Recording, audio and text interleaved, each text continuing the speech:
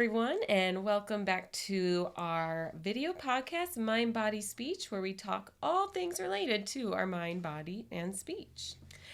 Today, we have a wonderful special guest. Her name is Brianna, also known as Miss Bree, and she is one of our speech pathology assistants that joined Speech for Success a little over a year ago. And today, Bree is our guest because, as many of you probably don't know, March is Women's History Month. And we want to feature all the amazing women that we do have working at Speech for Success and also honor the fact that our field of speech pathology is so saturated with women, which we love. so welcome, Bree. Thank you. Just to break the ice a little bit, I was talking to Bree a little bit about what her weeks looked like so far. We both find that we really love discussing trash TV, such as shows like Love is Blind, which we would love for, our listeners out there to watch at some point because it's quite the show. But Bree, just tell us a little bit about just some things about you for fun, and we'll get into why you chose the career of speech pathology. Yeah, definitely. Well, aside from watching trash TV and talking about it during our lunch break, which we need to decompress sometimes over our lunch break, but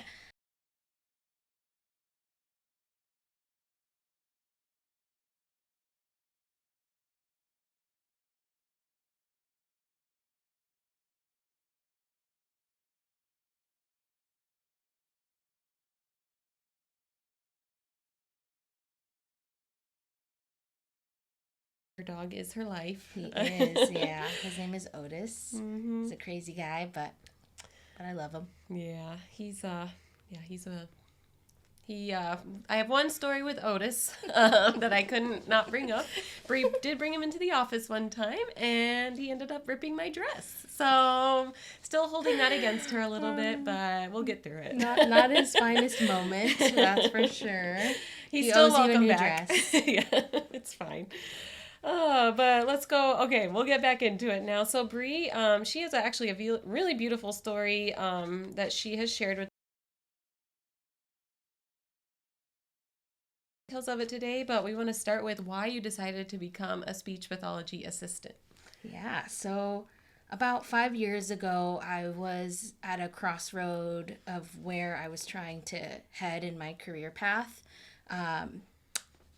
It was right at that time, my dad got diagnosed with brain cancer, and I was like his main caregiver at the time, and he ended up actually getting the diagnosis of an acquired speech disorder called aphasia.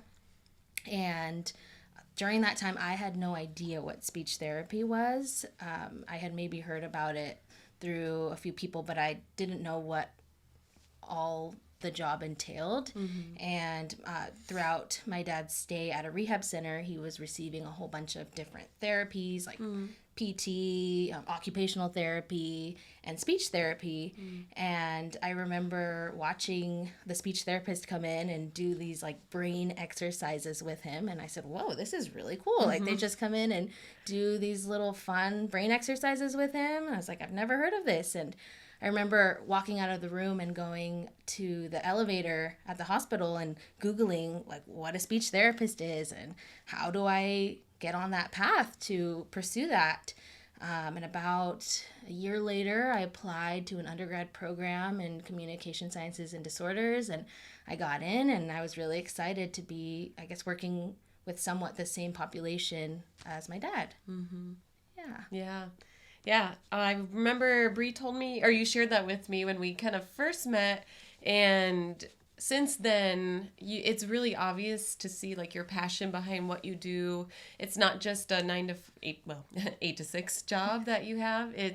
You see the care that you put into your kids, and I think that stems from your history and why you decided to be a speech pathology assistant. So Yeah, definitely. It's amazing to see. Now, at Speech for Success, we do have adults and kids, and I know you were leaning into working with both because of your dad as well. how, I guess, has that been working with both populations? Yeah. So originally, I did come to this career path because I wanted to work with people like my dad. However, now that I work with kids, I realize that just as much as I was struggling to understand my dad and communicate with my dad, it's the same thing with, parents and their kids. I feel like it's been super rewarding to be able to help kids like find their voice in whatever way that is, because we treat so many different diagnoses. But I just feel like it's just so rewarding to be able to do that in whatever way it is, even if it is with kids. Yeah. And then I'm curious because Bree's also a bilingual therapist, so she's been able to service even more people in our field that a lot of us who aren't bilingual can. So how has that impacted you in your career in general, how you connect with others? Yeah, that's a great question. So, navigating a speech disorder is challenging already alone. And I think adding that language barrier on top of that makes it even more difficult to navigate. And I think it is a huge blessing that I'm able to like connect with my clients and their families on a, speaking the same language level, because it's just more comforting for them, and being able to understand really what we're working on, or what, like, just navigating the whole diagnosis. I think they are able to answer questions and not feel like they're in the dark. Yeah, there's not enough. There's more bilingual therapists, but there's definitely a need, and we're so thankful to have you, especially in the area we are in Washington. There's a huge demand for bilingual services, so it's been so nice to have Bree to help us connect and close that gap a little bit more. Yes, definitely. And then just to kind of close everything out, and I want to know what the future looks like for you in this field and what your goals are. Yeah, so I am, I did graduate not too long ago from my undergrad. I do play around with the idea of going back and getting my full SLP license, going back to grad school.